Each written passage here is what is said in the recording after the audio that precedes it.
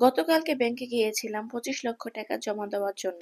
আমার হাতে 25 লক্ষ টাকা দেখে ম্যানেজার বারবার আমার মুখের দিকে তাকাচ্ছিল। আমি বুঝতে পেরেছিলাম ম্যানেজার আমাকে কিছু বলতে চায়। যাই হোক, একটু পর উনি জিজ্ঞেস করেই বললেন, আপু আপনি যদি কিছু না মনে করেন আমি কিছু জিজ্ঞেস করতে চাই। আমি বললাম, কোনো প্রবলেম নেই, আপনি কি বলতে চান বলেন।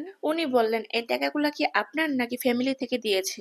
আমি বললাম, এগুলো আমার নিজের ইনকাম করা টাকা, কেউ আমাকে দেয়নি। আমি যখন বললাম এগুলো আমার নিজের ইনকাম করা টাকা, তখন ম্যানেজারের চোখ আরো বড় বড় হয়ে গেল।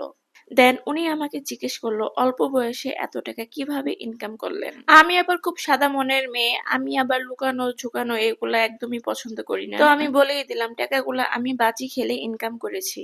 আমার কথা শুনে বলে, ম্যানেজার আপনি কি আমার সাথে ইয়ার্কি করছেন?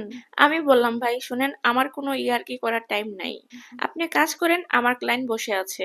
আপনার ক্লায়েন্ট বসে আছে মানে বুঝলাম না। শুনেন, আমি যখন তখন যাত্রার সাথে বাজি খেলি না। আমি প্রতিদিন 2 ঘন্টা করে বড় বড় লোকদের সাথে বাজি খেলি। আর যখন আমি অবসর থাকি তখন ছোট ছোট লোকদের সাথে ছোট ছোট বাজি খেলি।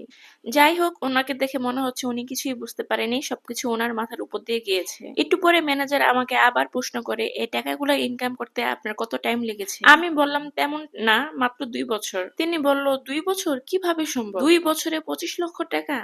ম্যানেজার আমাকে বলল, আপনি 100% মিথ্যা কথা বলতেছেন। এখন তো আমার মেজাজ খারাপ হয়ে গেল। আমার প্রফেশন নিয়ে কেউ ছোট করে কথা বললে আমি খুব রেগে যাই। আমি বললাম, আপনি খেলবেন আমার সাথে বাজি? আপনি প্লাস্টিকের চুল পরে আছেন, এটা আমি প্রমাণ করে দিব। ম্যানেজার আমাকে বলে, আপনার কি মাথা নষ্ট হয়ে গেছে? এগুলো আমার অরিজিনাল চুল।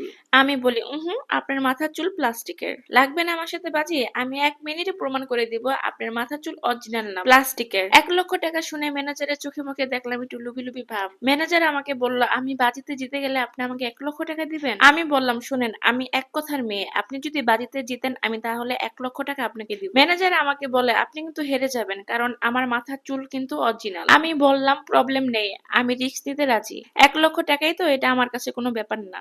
ম্যানেজার বলল, তাহলে ঠিক আছে, চলেন আমরা বাজি খেলি। আমি বললাম, ঠিক আছে, আজকে না কালকে। আমি বললাম, ঠিক আছে, যেহেতু টাকা পয়সার ব্যাপার, আপনার আর আমার মাঝে একজন উকিল থাকা দরকার। কালকে সকালে আমি শহরের সবচেয়ে বড় একটা উকিল নিয়ে আপনার কাছে আসবো। উনি বলল, তাও ঠিক আছে, তাহলে কালকে সকালে আপনি একজন উকিল নিয়ে আসেন। যাই হোক, ম্যানেজারের সাথে আমি বাজি ফিক্স করে ব্যাংকের কাজ শেষে বেরিয়ে গেলাম। পরের দিন সকালবেলা আমি একজন উকিল নিয়ে ম্যানেজারের সামনে হাজির। সকাল সকাল আমাকে ব্যাংকে দেখে ম্যানেজার খুবই খুশি। আমাকে দেখে ম্যানেজার বলে, আপা চলে আসছেন? ম্যানেজারকে দেখে মনে হচ্ছে কালকে সারা রাত ঘুম আসে নাই। কোন রকম কষ্ট ছাড়া 1 লক্ষ টাকা ইনকাম করবে বলে কথা। আমি বললাম, জি ভাইয়া, আমি চলে এসেছি, আপনি কি প্রস্তুত? তাহলে চলুন আমরা গেম শুরু করে দেই। আমার হাতে টাইম খুবই শর্ট, আবার অন্য জায়গায় কাজ আছে। ম্যানেজার বলল, শুরু করেন না, আমি তো রেডি। ঠিক আছে ভাইয়া, আমি যেহেতু মেয়ে মানুষ, তাহলে আমি আপনার চুলগুলা টেনে টেনে দেখবো না। উকিল সাহেব আপনার চুলগুলা টেনে টেনে দেখবে। আপনার চুল কি অরিজিনাল নাকি প্লাস্টিক?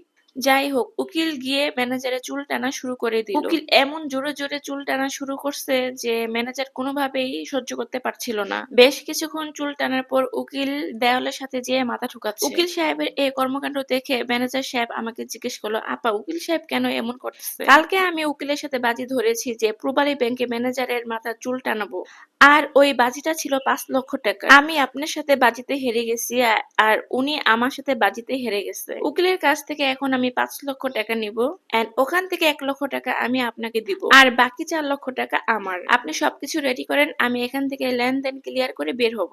গল্পটা কেমন লেগেছে অবশ্যই সবাই কমেন্ট করে জানাবেন। আমার কাছে কিন্তু খুবই ভালো লেগেছে, তাই শেয়ার করলাম আপনাদের সাথে।